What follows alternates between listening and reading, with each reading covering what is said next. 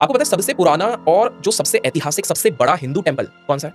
मुझे जितना मालूम है अंगकोर वट बिल्कुल। कहाँ पर है ये? कंबोडिया में। तो जो सबसे पुराना सबसे बड़ा हिंदू टेंपल है वो भारत में नहीं है। राइट। वो अंकुर वट है और वो है कंबोडिया में।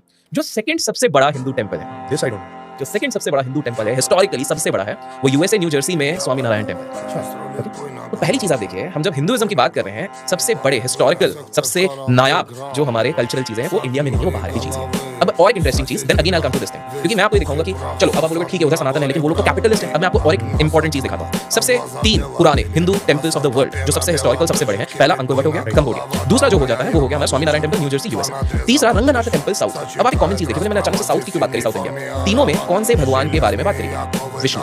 और अगर आप देखेंगे Vishnu is a sign of prosperity, is a sign of capital, is a sign of gold. Vishnu ji की वाइफ कौन है? लक्ष्मी जी। देखिए कुबेर तो इज जस्ट अ ट्रेजर है, वो उस चीज को संभाल रहे हैं। एक्चुअल में कौन देख रहा है? एक्चुअल में किसकी कृपा? विष्णु जी की अगर कृपा रही तो बाय डिफॉल्ट आपको सबकी कृपा रहती है, लक्ष्मी जी की भी कृपा रहेगी, सबकी कृपा रहेगी।